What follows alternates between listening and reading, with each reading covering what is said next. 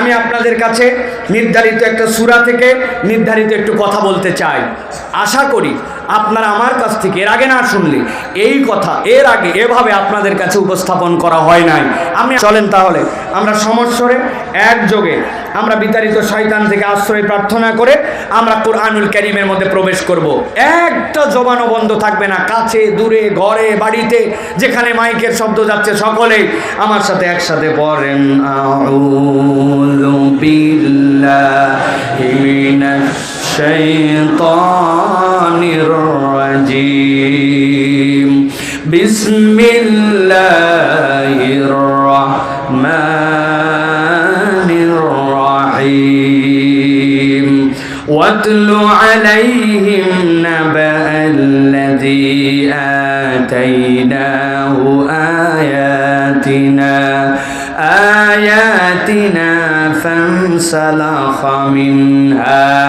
فانسلخ منها فأتبعه الشيطان فكان من الغاوين। আমার আল্লাহ রাব্বুল আলামিন আমার প্রিয় নবী মুহাম্মদুর রাসূলুল্লাহ সাল্লাল্লাহু আলাইহি সাল্লামকে বলছেন, ও আমার হাবিব, আপনার প্রতি আমি এখন যে ওহী দিচ্ছি, আপনার প্রতি দায়িত্ব হলো আপনি এই ওহীটা আপনার উম্মতের কাছে তেলাওয়াত করে শোনান, তাদের কাছে আপনি এটা তেলাওয়াত করে জানায় দেন। মুফাসসিরিনে কেরাম ব্যাখ্যা করছেন, আল্লাহ কোরআনে অনেক জায়গাতে নবীকে বলেছেন কুল, হে নবী আপনি বলুন। অনেক জায়গায় নবীজিকে বলা হয়েছে মানুষের কাছে বার্তা পৌঁছায় দেওয়ার জন্য, কিন্তু রব্বুল আমিন এই জায়গাতে কেন ওয়াতলু বললেন, আপনি তেলাওয়াত করলেন কেন বললেন? মুফাসসিররা ব্যাখ্যা করছেন, ইব্রাহিম আলাইহিস সালাম আর ইসমাঈল আলাইহিস সালাম মিলে যখন খানায় কাবা নির্মাণ করলেন, খানায় কাবা নির্মাণ করার পরে ইব্রাহিম আলাইহিস সালাম আল্লাহর কাছে দোয়া করলেন, ওয়া ইয ইয়ারফাউ ইব্রাহিমুল কওয়াইদা মিনাল বাইতি ওয়া ইসমাঈল রব্বানা তাকাব্বাল মিন্না ইন্নাকা আনতাস সামিউল আলিম। আয় রব, আমি আর ইসমাঈল মিলে খানায় কাবার প্রাচীর দাঁড় করিয়েছি, আপনি এটাকে কবুল করে নেন। মুফাসসিররা বলছেন আল্লাহর কাছে এইটুকু বলেছেন, কিন্তু আল্লাহ রাব্বুল আমিন ইব্রাহিম আলাইহিস সালামের অন্তরে এমন নিয়ামত ঢেলে দিলেন, ওইটার কারণে ইব্রাহিম আলাইহিস সালাম এমন একটা দোয়া করলেন, আল্লাহর ঘর টিকে থাকবে এমনি এমনি নয়, আল্লাহর ঘর টিকে থাকার জন্য আল্লাহ একটা পদ্ধতি দান করলেন। আল্লাহ নবী ইব্রাহিম আলাইহিস সালাম আল্লাহর কাছে দোয়া করলেন, রব্বানা ওয়াবাস ফীহিম রাসূলাম মিনহুম ইয়াতলু আলাইহিম আয়াতিক। আয় আল্লাহ, আমি আপনার কাছে দোয়া করি আমার উম্মতের মধ্যে থেকে, আমার সন্তানদের মধ্যে থেকে এমন নবী আপনি সেখানে প্রেরণ করেন যেই নবীর কমসে কম 4টা গুণ হবে, ইয়াতলু আলাইহিম আয়াতিকা ওয়া ইউযাক্কিহিম ওয়া ইউআল্লিমুহুমুল কিতাব ওয়াল হিকমা। 1 নম্বর, আপনার আয়াতগুলা তাদের কাছে তেলাওয়াত করবে। আল্লাহ নবী সাল্লাল্লাহু আলাইহি সাল্লাম বলছেন, আমার উম্মত জেনে রাখো, আমি মুহাম্মদ মুস্তাফা সাল্লাল্লাহু আলাইহি সাল্লাম দুনিয়াতে এসেছি অনেক অনেক হাজার বছর আগে আমার পিতা ইব্রাহিম আলাইহিস সালাম দোয়া করেছিলেন। আল্লাহ ইব্রাহিম আলাইহিস সালামের দোয়ার বদৌলতে দুনিয়ার বুকে আমাকে পয়গম্বর হিসাবে প্রেরণ করেছেন। আমি ইব্রাহিম আলাইহিস সালামের দোয়ার ফসল। সুবহানাল্লাহ। আমাদের মধ্যে অনেকের আছে চিন্তা করি এই লোকের জন্য দোয়া করলে কি হবে, এই দোয়াটা আমি করব কি করব না। আল্লাহ আপনার চিন্তার মধ্যে যত বড়ত্ব রাখে তত বড় দোয়াটা আপনি করে দেন। আজকে আপনার দোয়া হয়তো কবুল হয় নাই, আপনি দেখে যেতে পারেন নাই, কিন্তু আল্লাহ আপনার দোয়া কবুল করে আপনার 50 প্রজন্ম পরে এমন হয়তো নিয়ামত দিবে, আপনি কিয়ামতের ময়দানে জান্নাতে যেয়ে বুঝতে পারবেন যে আপনার দোয়ার ফজলে আল্লাহ এই নিয়ামতটা বান্দাকে দিয়েছিল। এই জন্য দোয়া করতে হিংসা করা যাবে না। আপনার কাছে যতটুকু সুযোগ থাকবে অপরের জন্য দোয়া করবেন।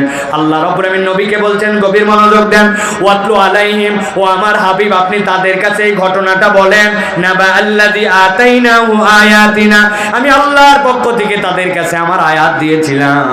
হযরত আব্দুল্লাহ ইবনে মাসউদ বলছেন, আল্লাহ রাব্বুল আমিন কোন ব্যক্তির কথা নবীকে এখানে বলতে বলেছেন জানো নাকি? তিনি বলছেন মুসা আলাইহিস সালামের কওমে এক লোক ছিল, লোকের নাম ছিল বালাম ইবনে আবার। আল্লাহর নবীকে ওই লোকের কথা বলতে বলা হয়েছে? হযরত আব্দুল্লাহ ইবনে আমর বলছেন না, এখানে উমাইয়া ইবনে আবি সালতের কথা বলতে বলা হয়েছে। ইমাম ইবনে কাসির রাহমাতুল্লাহি আলাইহি বলছেন লোকের কথা যাকেই বলতে বলা হোক, কিন্তু আল্লাহ এই জায়গাতে এমন 4টা দোষের কথা বলেছেন যেই 4টার কথা কিয়ামত পর্যন্ত যেই মানুষের জীবনে লেগে যাবে, আল্লাহ মূলত তাদের দীক্ষা দেওয়ার জন্য আল্লাহ রাব্বুল আলামিন এই কথা উল্লেখ করেছেন। হযরত আব্দুল্লাহ ইবনে মাসউদ বলছেন হযরত মুসা আলাইহিস সালামের সময় একজন লোক ছিল, যার নাম ছিল বালআম ইবনে আবার। এই লোকটার কোয়ালিটি ছিল, সে যখনই আল্লাহর কাছে যা দোয়া করত সাথে সাথে তার দোয়া কবুল হয়ে যেত। আল্লাহু আকবার। মুস্তাজাবুদ দাওয়া। আমাদের কওমের মধ্যেও উম্মতে মুহাম্মাদের মধ্যেও আল্লাহর নবী বলেছেন এরকম অনেক মুস্তাজাবুদ দাওয়া আছে। ইমাম আহমদ ইবনে হাম্বল নিজে একটা ঘটনা বর্ণনা করেছেন। ইমাম আহমদ ইবনে হাম্বল বলেছেন, আমি হাদিস সংগ্রহ করার জন্য মিশরে গেলাম। যাওয়ার পরে এমন শীতের রাত, এশার নামাজ পড়ে আমি যেই না মসজিদের বারান্দায় অপেক্ষা করছি, আজকে তো হাদিসটা আমি নিতে পারি নাই, আগামীকালকে হাদিসটা সংগ্রহ করে তারপরে যাব। শীতের রাত্রে কনকনাচ্ছে, চিন্তা করছেন মসজিদে কোনো রকম রাতটা পার করে দেব। মসজিদের মধ্যে বসে আছেন, বসে বসে সকলের নামাজ পড়া যখন শেষ, মসজিদের মুয়াজ্জিন যখন দরজা লাগাইছে, লাগানোর সময় এসে বলতেছে, ও মুসাফির, এই মসজিদে মুসাফিরদের রাত্রে থাকার ব্যবস্থা নাই, আপনাকে মসজিদ থেকে বের হতে হবে।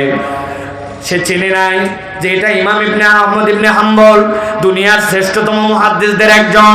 সে চিনতে না পেরে তাকে যেই না বের করে দিয়েছে। ইমাম আহমদ ইবনে হাম্বল দেখেছেন সামনে তাকায় একটা রুটির দোকান দেখা যায়, যেখানে একটু আগুন জ্বলতেছে। আমি যাই তো অন্তত পক্ষে শীতের দিনে আগুনের তাপে আশপাশটা গরম থাকবে, ওইখানে যে একটু অপেক্ষা করি, রাতটা তো কোনো রকম পার করতে হবে। যেই না তিনি ওই দোকানে গেছেন, যাওয়ার পরে চুপচাপ বসে আছেন, তাকায় তাকায় দেখতেছেন রুটি বানাচ্ছে, বেলতেছে, সেঁকতেছে, পরিবেশন করছে একটা তরুণ যুবক।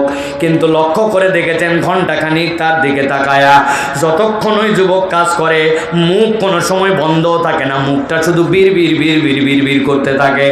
অনেকক্ষণ দেখার পরে ওই যুবকও খেয়াল করছে একজন মুসাফির খাবারের অর্ডার করে না, কিন্তু বসে আছে। জিজ্ঞাসা করছে, হে মুসাফির, কোথা থেকে এসেছেন, কেনই বা এখানে বসে আছেন?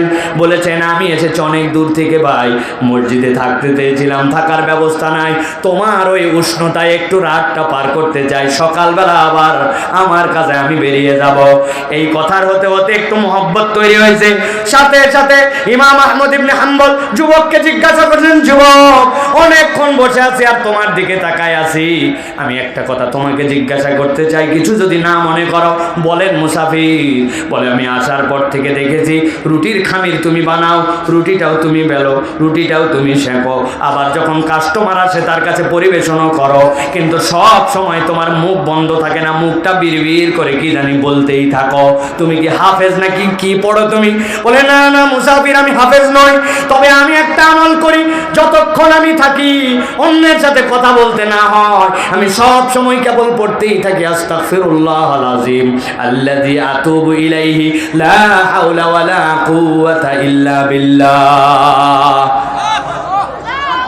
সাথে সাথে যুবক বলতেছে, মুসাফির জানেন আমি যে এই কথাটা বলি সবসময়, এটাতে আমার কি লাভ হয়? বলে, আমি কেমনে জানবো ভাই, জীবনের প্রথম তোমার সাথে দেখা, কেমনে জানবো?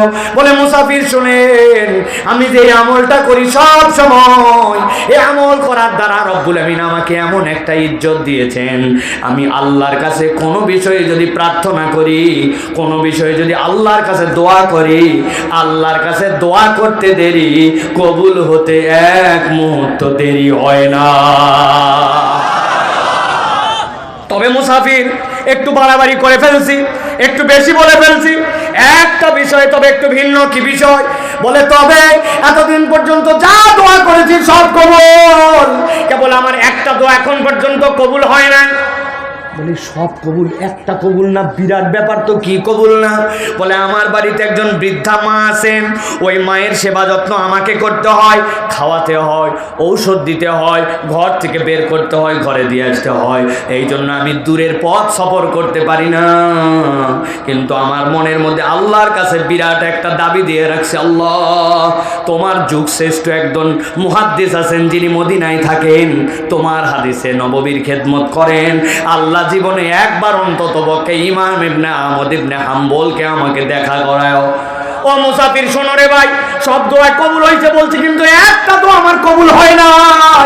এই কথা শোনার সাথে সাথে আহমদ ইবনে হাম্বল দাঁড়ায় গেছেন, লাফ দিয়ে আল্লাহু আকবার বলে বলছেন, যুবক তোমার কথার ব্যাপারে আমার কিছু সন্দেহ মানুষ মাত্র হয়, কিন্তু এখন আর কোনো সন্দেহ নাই যে তোমার সব দোয়াই কবুল হয়। যুবক বলে কেমনে আপনি বুঝলেন? বলে শোনো, তুমি এতদিন পর্যন্ত যা দোয়া করছো সব কবুল, আর আল্লাহর কাছে বলেছো আল্লাহ একবার মদিনায় নিয়ে আমাকে আহমদ ইবনে হাম্বলকে দেখাও, কিন্তু আল্লাহ তোমাকে এত পছন্দ করেন, এমন কবুল করেছেন এই শীতের রাত্রে আল্লাহ তোমার দোয়া কবুল করে আহমদ ইবনে হাম্বলকে তোমার রুটির দোকানে হাজির করছে। মুস্তাজাবুদ দাওয়া, দোয়া করলেই কবুল হয়। কত কথা বলি, কত গল্প মারি, আজে বাজে কথা বলি, সুযোগ পাইলে ফালতু আলাপ করি, গান শুনি, কিন্তু মুখ দিয়ে আস্তাগফিরুল্লাহাল আযীম আল্লাযী আতুবু ইলাইহি। মেশিন চালাচ্ছি, কাজ করতেছি, আয়রন করতেছি, বাড়ির থেকে বেরিয়ে গেছি, ফিরতেছি, যেদিকেই আপনার চিন্তা থাক, জবটা যদি আপনার মুখের মধ্যে এই তাসবিহগুলা থাকে, আল্লাহর কাছে বান্দাটা জাকিরিন হিসাবে লেখা হয়। আর আল্লাহর বান্দা এরপরে দোয়া করে, দোয়া করার সাথে সাথে বান্দার দোয়া কবুল হয়। হযরত আব্দুল্লাহ ইবনে মাসউদ বলতেছেন, মুসা আলাইহিস সালামের কওমে এরকম একজন লোক ছিল, দোয়া করলেই কবুল হয়। মুসা আলাইহিস সালাম আসার পরে লোকজন আসলো তার কাছে, এসে বলতেছে আমাদের কওমের মধ্যে একজন লোক আসছে, ঝামেলা তৈরি করতেছে, লোকের নাম মুসা, বালাম তুমি ওর বিপক্ষে বদদোয়া করো, এই ঝামেলা আমরা রাখতে চাই না সমাজে। উনি বলতেছেন তোমরা যে লোকের কথা বললা আর যে কোয়ালিটির কথা বললো, হলেও হতে পারে নবী, আমি তার বিপক্ষে দোয়া করতে পারবো না। সাথে সাথে লোকজন বলছে বালাম তুমি মনে করছো আমাদের স্বার্থে তোমার কাছে আসি? জি না, আমরা তোমার স্বার্থে আসছি। কি স্বার্থ আমার? বলে তোমার দোয়া কবুল হলে বলেই না আমরা তোমার কাছে আছি, হাদিয়া তোহফা দেই মিয়া। আর তোমার একই বনের মধ্যে যদি দুইটা বাঘ হয়, মুসারও যদি দোয়া কবুল হয়, সে যদি পয়গম্বর হয়, তোমার কাছে কেউ আসবে নাকি? আর তোমার ভালোর জন্যই বলতেছি বদদোয়া করো। টোপ গিলে নিছে, নেওয়ার পরে দোয়া করে দিছে আল্লাহর কাছে, আল্লাহ মুসা এবং তার কওমকে তুমি ধ্বংস করে দাও। সাথে সাথে আল্লাহ রাব্বুল আলামিন ইলহাম করে দিয়েছেন তার অন্তরের মধ্যে, বালাম নিজের মর্যাদা নিজে নষ্ট করে ফেললি, দুনিয়ায় যতদিন বেঁচে থাকবি আর কখনো তোর কোনো দোয়া কবুল করা হবে না। নবীকে আল্লাহ রাব্বুল আলামিন বলছেন, গভীর মনোযোগ খেয়াল করে শুনেন, ওয়াতলু আলাইহিম নাবা আল্লাযী আতাইনাহু আয়াতিনা ফানসালাকা মিনহা ফাআতবাহু আশ-শাইতানু ফাকানা মিনাল গাওয়িন।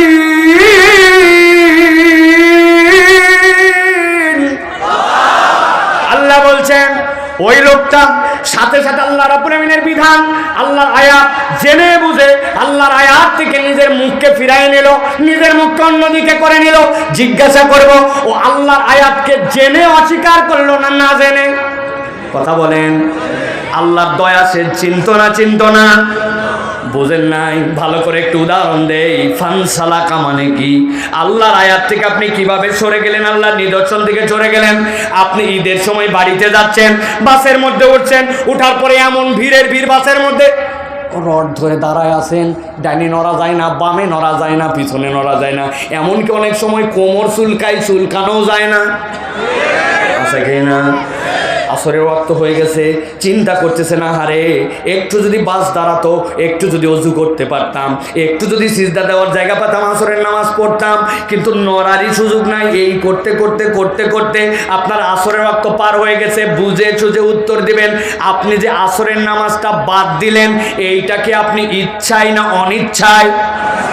অনিচ্ছায়। আমার ইচ্ছা ছিল কিন্তু আমি পারি নাই। আর একটা ছেলে আসরের আজান হয়েছে মসজিদে, উনি চায়ের স্টলে বসে আড্ডা মারে, মোবাইলে ডানে ঠেলে, বামে ঠেলে, উপরে ঠেলে, নিচে ঠেলে, বন্ধুর সাথে আড্ডাবাজি করে। একামতের শব্দ অনেক সময় মসজিদ থেকে চায়ের স্টলে শোনা যায়। ওই ছেলে তারপরেও নামাজে যায় না। এবার বুঝে থাকলে বলেন তো, এই যে নামাজটা বাদ দিল, ও কি ইচ্ছা করে নাকি অনিচ্ছা? হ্যাঁ, ভালো করে বোঝেন, আয়াতের তাফসীর বোঝানোর জন্য বলতেছি। আল্লাহ বলছেন ফানসালাকা মিনহা, আয়াত সে চিনতো, চিনে আল্লাহর আয়াত থেকে দূরে চলে গেছে। এখন বুঝে থাকলে বলেন তো, আল্লাহর নিদর্শন, আল্লাহর হুকুম জানার পরেও, বুঝার পরেও আমাদের সমাজ থেকেও মুখ ফিরায় নাই, এরকম মুসলমান আছে কিনা? আপনারা যদি সাহস দেন তাহলে একটা প্রশ্ন উত্তর আপনাদের কাছে দিব, বুঝেন কিন্তু।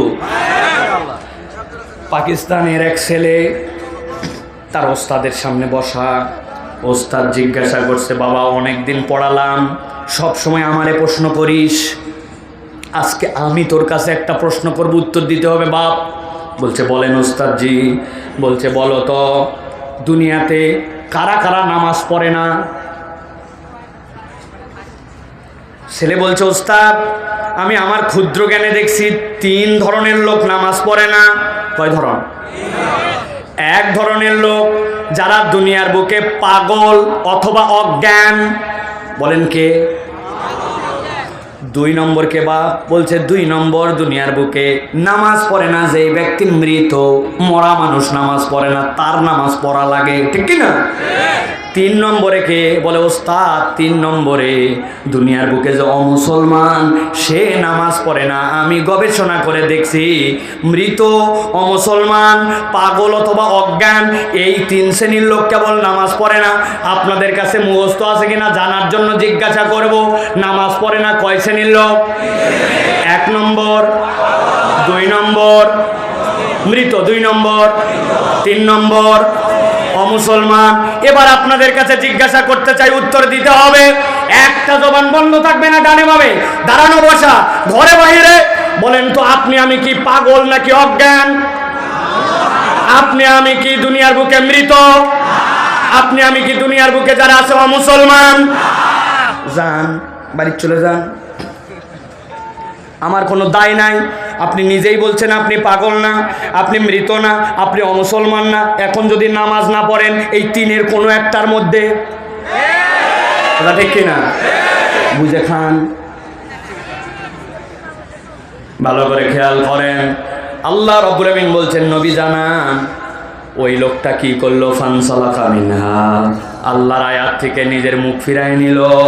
আল্লাহ বলছেন এবার 2 নম্বর, সে আরেকটা অপরাধের মধ্যে নিমজ্জিত হয়ে গেল। আল্লাহ বলছেন ফাতবাউ শাইতানু ফাকানা মিনাল গাওয়িন। আল্লাহ রাব্বুল আমিন বলছেন, যেই না আল্লাহর আয়াত থেকে কেউ মুখ ফিরায় নাই, সাথে সাথে শয়তান তার অনুগামী হয়ে যায়। কথাটার মানে বোঝেন নাই? বোঝেন নাই? ভালো করে খেয়াল করেন। আপনি আপনার সন্তানকে, আমাদের সন্তানকে আমরা বকা দেই, এই শয়তানি করবি না, বলেন না ভাই? মানে কি? যেই কাজটা করতেছে ওইটা খারাপ কাজ, বাজে কাজ, শয়তানি কাজ, আপনি বলছেন শয়তানি করবি না, বলি কি না? কিন্তু আল্লাহ বলছেন কেউ যদি আল্লাহর বিধান থেকে মুখ ফিরায় নেয়, সে তখন আর শয়তানি কাজ করে না। ফাতবাহু শাইতান, তখন শয়তানি তার অনুগামী হয়ে যায়। ফাকানা মিনাল গাওয়িন, যখন শয়তান কার অনুগামী হয়, আল্লাহ বলছেন পথভ্রষ্ট হওয়া ছাড়া উপায় নাই। তাহলে এই আয়াতের মধ্যে আল্লাহ রাব্বুল আমিন কয়টা অপরাধের কথা বলেছেন? 2টা। কয়টা? জোরে বলেন, মুখ দিয়ে কয়টা? আপনারা তো কি রে ভাই, কাছে আছেন তো, কয়টা? 2টা।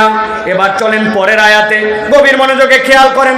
আল্লাহ বলছেন ওয়ালাউ শিনা লারাফানাহু বিহা ওয়ালাকিন্নাহু আখলাদা ইলাল আরদি ওয়াত্তাবা হাওয়া ফামাসালুহু কামাসালিল কালবি ইন তাহমিল আলাইহি ইয়ালহাস আও তাতরুকু ইয়ালহাস যালিকা মাসালুল কওমিল লাযিনা কাযাবু বিআয়াতিনা।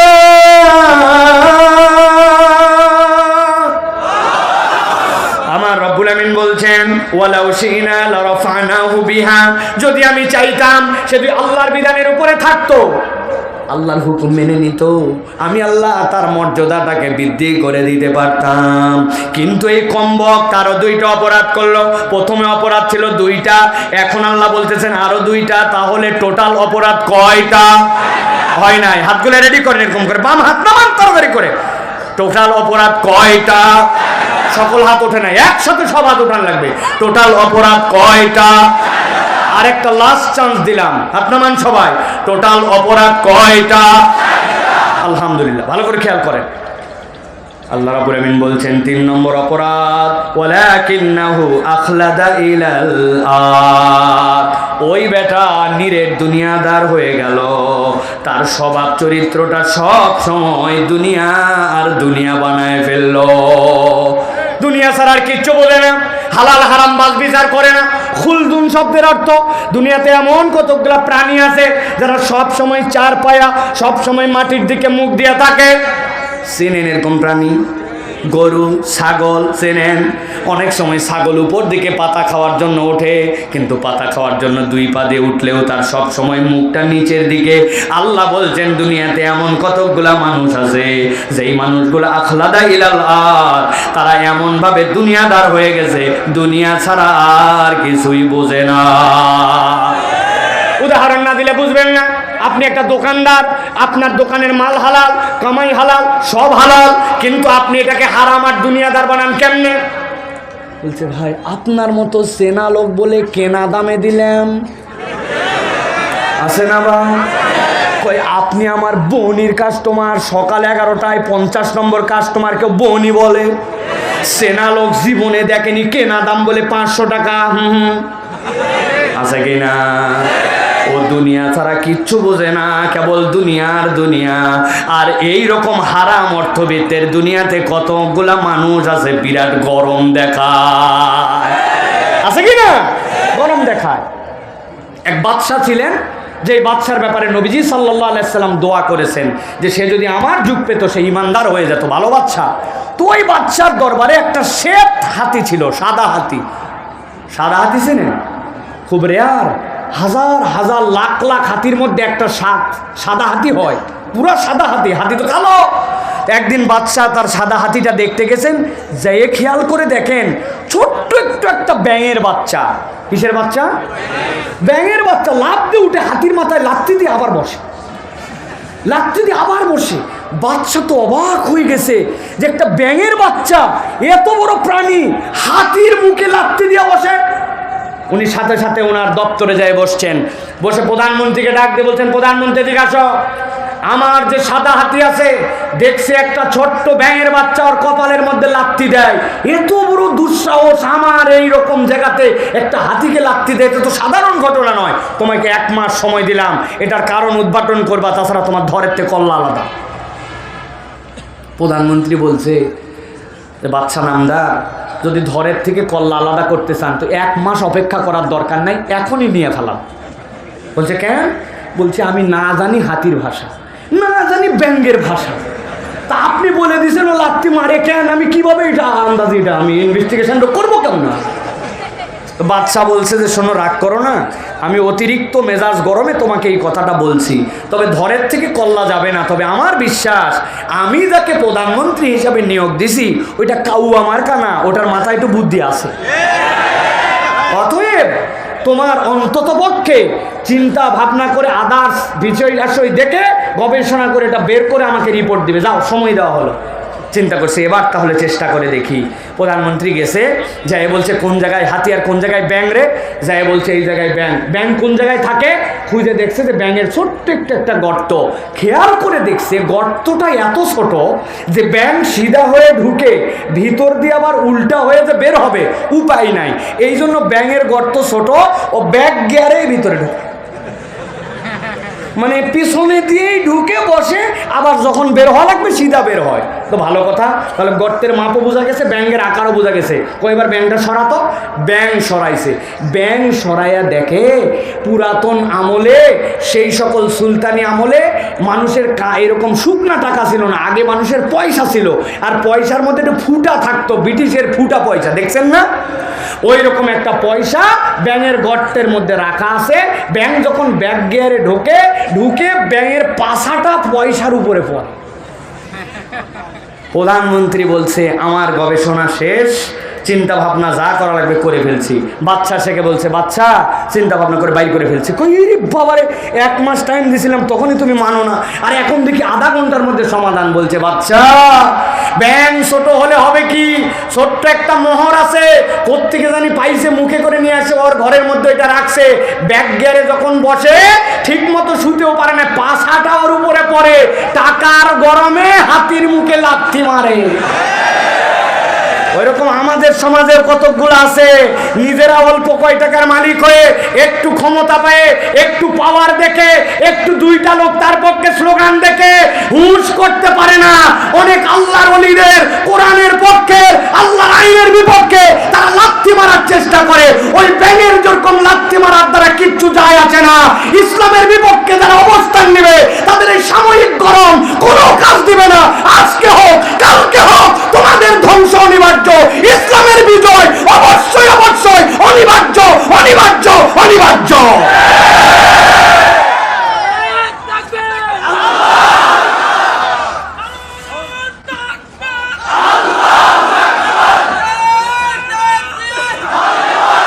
ভালো করে খেয়াল করেন, আল্লাহ রাব্বুল আমিন বলছেন অপরাধ নম্বর 3 তাহলে কি?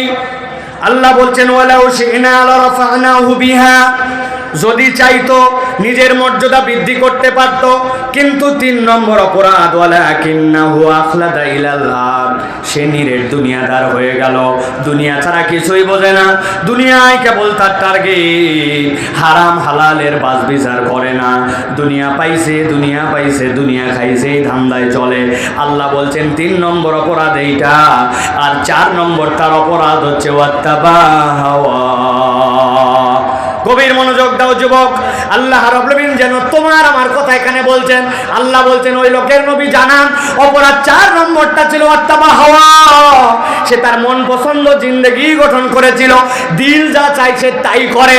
যতটুকু পর্যন্ত কোরআন তার অন্তর অনুযায়ী মানা লাগে ততদিন পর্যন্ত মানে, আর যেই পর্যন্ত তার পছন্দ হয় না সেই পর্যন্ত বাদ দেয়। এরকম মুসলমান আমাদের এলাকায় আছে কি নাই?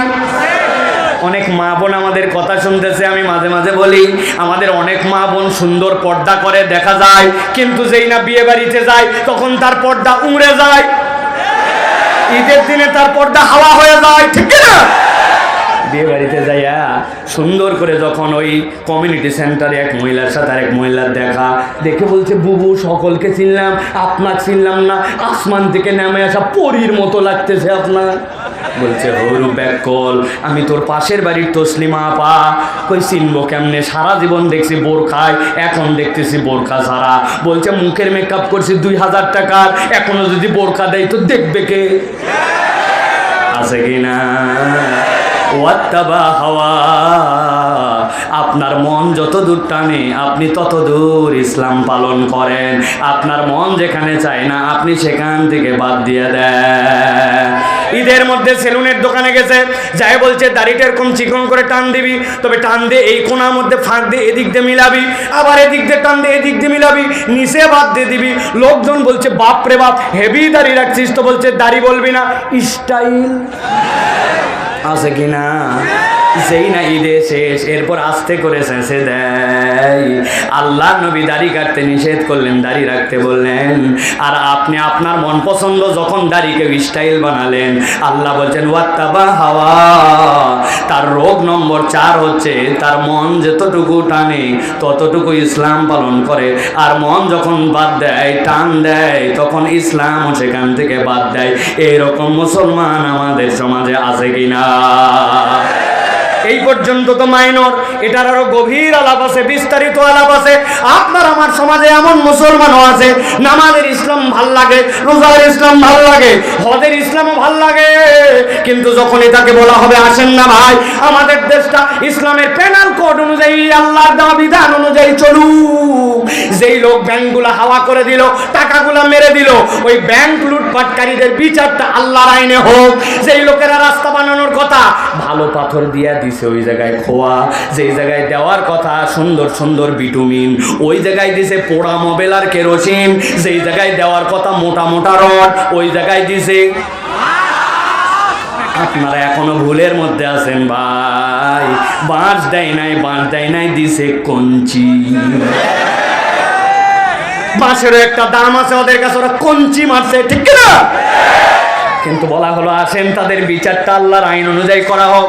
সাথে সাথে দাড়িওয়ালা টুপিওয়ালা উনিও তখন বলবে ওইগুলা 1450 বছর আগের মামলা, ওইগুলা এখন আমাদের সমাজে আসলে চলে না।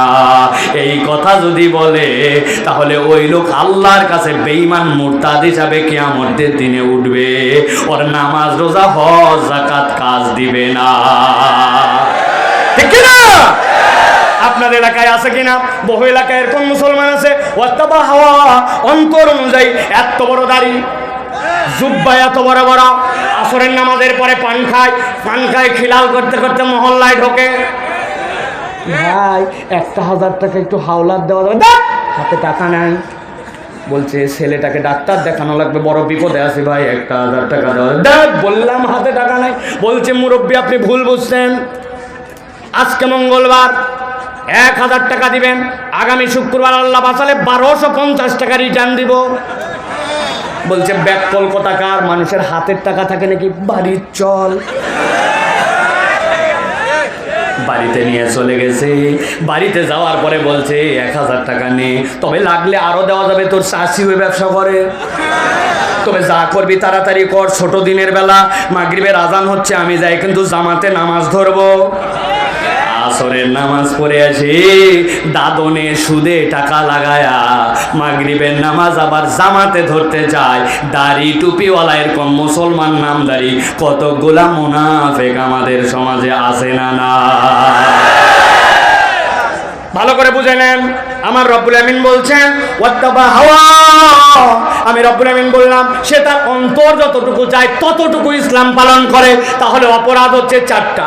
1 নম্বরে আল্লাহ বলতেছেন, আল্লাহ আয়াত দিলেন, আল্লাহ বুঝ দিলেন, কিন্তু বুঝে শুধু আল্লাহর বিধান থেকে মুখ ফিরায় নাই। আল্লাহ বলছেন মুখ থাকবে, মিথ্যা থাকবে না, ও মিথ্যা বাদ দেয় না।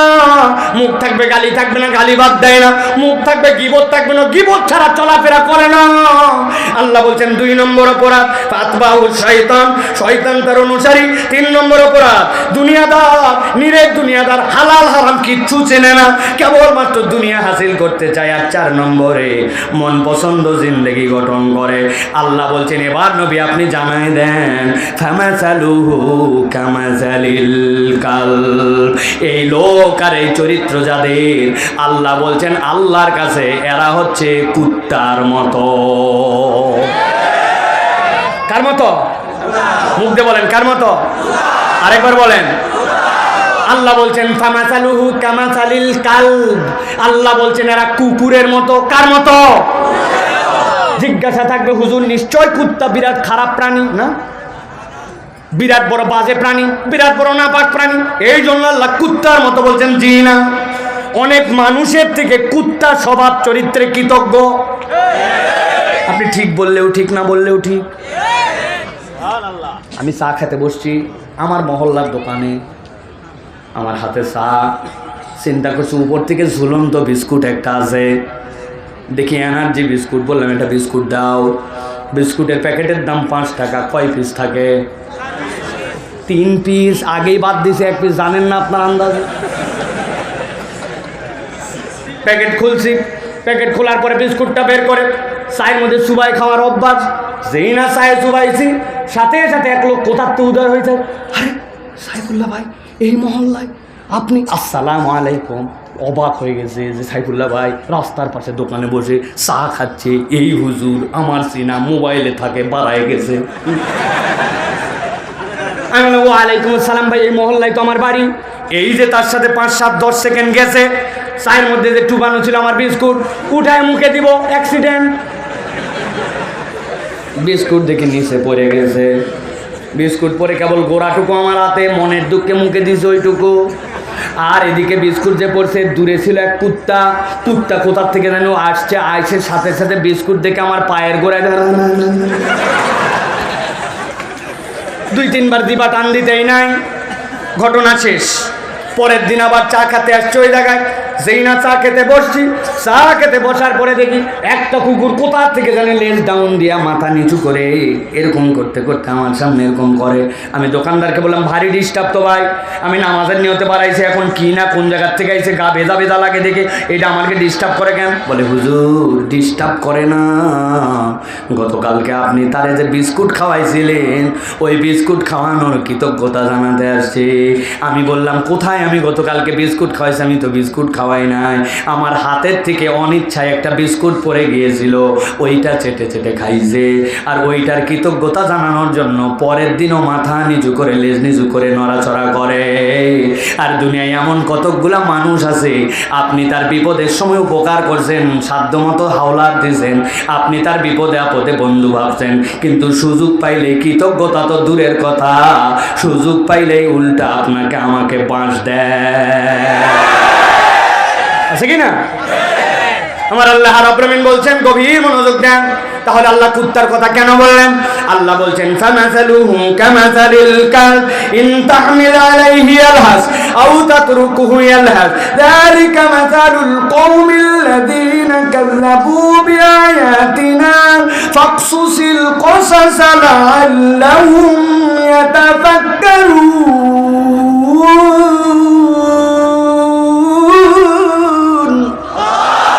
আমার রব্বুল আমিন বলছেন, কুকুরের উদাহরণ এমনি এমনি দেই না, হে নবী আপনার উম্মতকে জানান, ইন তাহমিল আলাইহি আলহাস, কুকুরের পিঠে কেউ বোঝা চাপায় না, কিন্তু যদি বোঝা দেওয়া হয় তাও কুকুর হাঁপায়।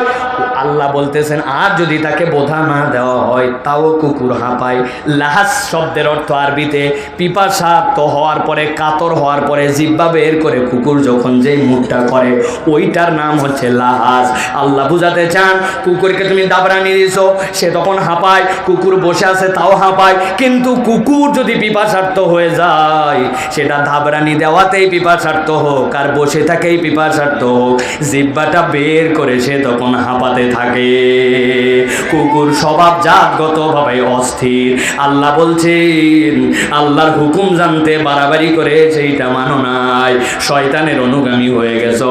আল্লাহর হুকুম মানার ক্ষেত্রে হারাম হালাল কোনো কিছু বিবেচনা করো নাই, চিন্তা করছো কে ধরে আমাকে, তুমি নিরেট দুনিয়াদার হয়ে গেছো, আর তোমার ইচ্ছা মতো আল্লাহর বিধান পালন করেছো। আল্লাহ বলছেন, তোমার উদাহরণটা আল্লাহর কাছে কুকুরের মতো। কুকুর যেরকম পিপাসার্ত হয়ে সব সময় হাঁপাতেই থাকে, জিহ্বা বের করে থাকে, আল্লাহ দুনিয়াতেও তোমার জীবনে অস্থিরতা দিবেন, অভাব দূর হবে না, আর পরকালেও তোমার জীবনে অস্থিরতা থাকবে, তোমার অভাব দূর হবে না। ঠান্ডা মাথায় যুবক, ঠিক বেশি জোরে বলার দরকার নাই, নিজেদের জীবন বিশ্লেষণ করেন, আমি সহ আপনার আমার জীবন কি এখন স্থির নাকি অস্থির? মিলান মিলান মিলান, নিজের জীবন মিলান। কি জানো নাই, সব পর পরে কি জানো নাই, কি জানো নাই, আপনার আমার জীবনটা যেন অস্থির, ঠিক কিনা? আমি অনেক জায়গায় বলি, কোটি কোটি টাকা দামের বাড়ি, লাখ লাখ টাকা দামের খাট, রাত্রেবেলা ঘুম আসে না, ডাক্তার ঘুমের ট্যাবলেট দিয়ে বলছে বেশি খাবেন না, হার্ট ফেল করবেন। আছে কি না? এত বড় প্রতিষ্ঠানের মালিক, বাউন্ডারি ওয়ালের উপর দিয়ে একটা সাইনবোর্ডের উপর কেবল এক পোস্ট দিয়ে রাখছে, ওইটা একটু ভালো করে মুছলেই দেখবেন কালো সাইনবোর্ড বের হয়ে গেছে চকচক করে, এই প্রতিষ্ঠানটি অমুক ব্যাংকের কাছে দায়বদ্ধ। দেখাচ্ছে 1000 কোটি, কিন্তু সুদের কারবার আর বিভিন্ন ধরনের লোনের মধ্যে জর্জরিত হয়ে দিলের মধ্যে কোনো শান্তি না। এলাকার থেকে একটা ট্রাক যায় বড় বড়, কাউরান বাজারে যাওয়ার পরে সেখানে ছোট ছোট ট্রাকের মধ্যে আনলোড করে। রাত 11টার পরের থেকে কাজ শুরু করে, মাথার মধ্যে টুকরি নিয়ে, মাথার টুকরি নিয়ে অপেক্ষা করতেছে 500 600 700 টাকা ছোট ছোট ট্রাকে সবজি পার করে দিবে, কিন্তু জ্যাম লেগে গেছে, সন্ধ্যাতে ট্রাক ঠিক মতো পৌঁছাতে পারে নাই। ওই ব্যক্তি কি করবে, রাত গভীর হয়ে যাচ্ছে, আস্তে করে মাথার টুকরি আইল্যান্ডের মধ্যে ফেলায় দিয়েছে। আইল্যান্ডের মধ্যে ফেলায় দিয়া কোমরের থেকে গামছাটা খুলছে, খোলার পরে কোনার মধ্যে দিয়েছে, দিয়া টুকরির মধ্যে কাত হয়ে শুয়েছে। গতকালকে আমার মাহফিল ছিল লক্ষ্মীপুরে, যখন আমি দাউদকান্দি ব্রিজ পার হচ্ছে, আমার ড্রাইভারকে আমি ডেকে দেখাইছি, দেখো ময়েন দেখো, ওই দেখো হাজার হাজার টনের ট্রাক পার দিয়ে চলে যাচ্ছে, আর একটা পাগলি বেটি মাথার নিচে কেবলমাত্র একটা লুঙ্গি, পুরাতন লুঙ্গি ভাঁজ দিয়ে আইল্যান্ডের মধ্যে ঘুমায় আছে। খানিকক্ষণ পরে করকর করে নাক ডাকে। কথা বলেন। তাহলে রব্বুল আলামিন কাকে নিশ্চিন্তের ঘুম দিবেন, কার জন্য দিলের পেরেশানি দূর করে দিবেন? আল্লাহ রব্বুল আলামিন বললেন কমসে কম তোমাকে 4টা বিষয় ইনশিওর হতে হবে। আল্লাহর বিধান জানো, মানো না কেন? কি তোমার বাহাদুরি? আল্লাহ রব্বুল আলামিন বলছেন, আর বান্দা শয়তান তোমার অনুগামী যদি হয় তুমি তো বাঁচবা না, তোমার মন পছন্দ জিন্দেগি চলবে না।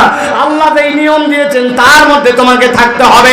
আর রব্বুল আমিন বলছেন দুনিয়ার মানুষ বুঝে না, আল্লাহ রব্বুল আমিন দুনিয়া তোমাকে দিবেনই, কিন্তু দুনিয়াটা তোমার অন্তর ছিদ্র করে ভিতরে ঢুকানো যাবে না।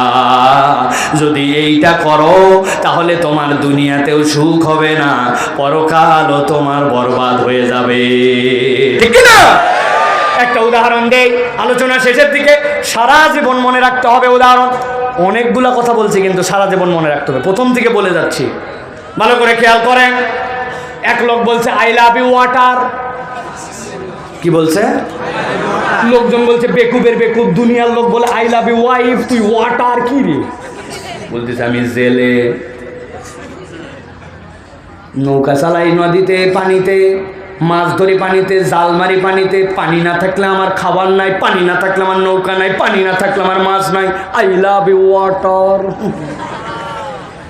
এক লোক বলছে ঠিকই তো বলছিস, যেহেতু তুই পানিকে ভালোবাসিস তাহলে দুনিয়ার নিয়ম ভালো যে বাসে তার সাথে তার মিলন হওয়া লাগে। ঠিক কি না? মিলন হওয়া লাগে। আমি বুদ্ধি দেই দোস্ত, পানির সাথে তোর মিলন হতে হবে। বলছে হ্যাঁ আমি চাইও তাই। বলছে কিভাবে কি? বলছে ধর হাতের মধ্যে একটা শাবল দিলাম, কি করা লাগবে? বলছে নৌকার তলায় একটা ফুটা করে দে। পাগলা পানিকে এত ভালোবাসে, নৌকার তলার বাইরে দিছে শাবল, গল গল করে পানি উঠে, উনি বসে আছে পাল ধরে গোড়াতে আর বলতেছে আহা মিলন হবে পানির সাথে আজকে তোমার আমার।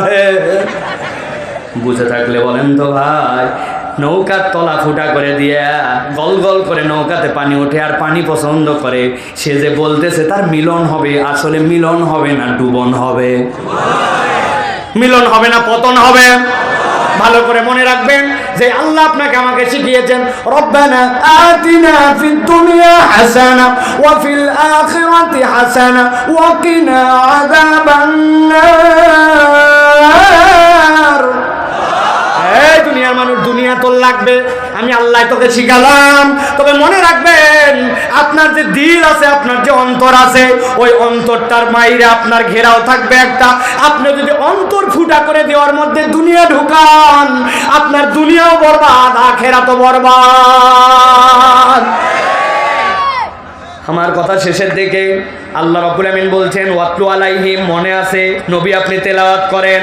এবার আল্লাহ বলছেন ফাকসুসিল কাসাসা লাআল্লাহুম ইয়াতাফাক্কারুন, আপনি এই ঘটনাটা বলে দেন, আশা করা যায় এই গল্প থেকে আপনার উম্মত উপকার পাবে, চিন্তা করবে। ও আমার ঢাকার মুসলমান, এত বড় মজমা, এত মানুষ এত সময় ধরে বসে আছেন, আমার ভাইরা 2 ঘন্টা ধরে দাঁড়ায় আছেন। আপনি যদি এই আয়াতের মুখাতেব আপনাকে মনে করেন লাআল্লাহুম ইয়াতাফাক্কারুন, তাহলে আজকে যে আমাকে ধীর স্থির ভাবে চিন্তা করতে হবে।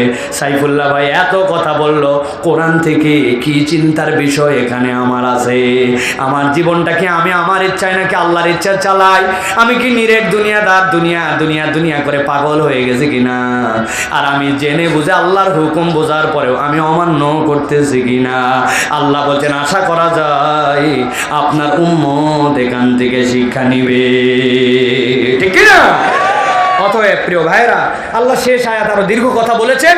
আল্লাহ বলছেন সামাসালাল কওমুল্লাযিনা কাযযাবু বিআয়াতিনা ওয়া আনফুসাহুম কানু ইয়াযলিমুন, তবে তাদের কাছে বলে লাভ নাই, ওরা যারা আপনার আয়াত অস্বীকার করে ওদের কাছে বলাও যা না বলাও তাই। আল্লাহ বলছেন ওরা নিজের আত্মার উপরে জুলুমকারী।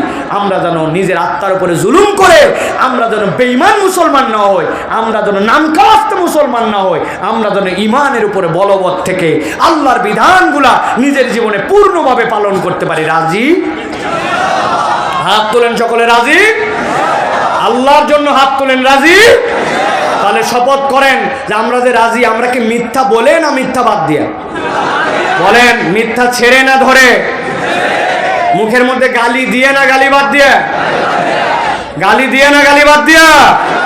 গীবত করে না গীবত বাদ দিয়া পিছনে যারা হাত তোলেনি কি ভাই ভয় লাগে? নামাজটা কি পড়ে না ছাড়ে? বুঝে বলেন পড়ে না ছাড়ে? হ্যাঁ, শুধু জুম্মার নামাজটা পড়ে, তাই তো? আল্লাহ কবুল করুন। সোজা করেন, সোজা। এবার একটা শপথ করতে চাই, এই মাদ্রাসা, যেই মাদ্রাসার আজকে হাজার হাজার আপনারা মাহফিলে মানুষ আসলেন, এই মাদ্রাসাটা এলাকার জন্য বড় হোক, এটা আপনার আমার নাজাতের ওসিলা হোক, চাই? আমরা তাহলে এই মাদ্রাসার জন্য কখনো বিরোধিতাকারী হব না। বলেন আল্লাহুম্মা আমিন। হাতটা আরেকবার কষ্ট দিব, লাস্ট কষ্ট, এই শেষ। হাত টান করে সোজা করবেন। আল্লাহ আমাদের সকল হাতগুলো তুমি কবুল করে নাও। ছবি উঠাইছেন আপনারা, কত পোস্ট দেন আপনারা রে ভাই, কিন্তু মাহফিলের পোস্ট দিলে আপনাদের ইজ্জত চলে যায়। যে এতগুলা লোক, এরকম আয়োজন, আমি হাজির ছিলাম, একটা সেলফি, একটা মাঠের ছবি, একটা বক্তার ছবি, একটা মাদ্রাসার ছবি, তা দিবে না, ইজ্জত চলে যায়। হ্যাঁ, এখানে 20,000 লোক থাকে, কালকে সকালে পোস্ট গেলে তো এমনি নাস্তিকদের মাথা খারাপ যাবে যে কয় কি রে, ঠিক না? রাজি সবাই? রাজি ইনশাআল্লাহ? আল্লাহ কবুল করুক। হাত নামান।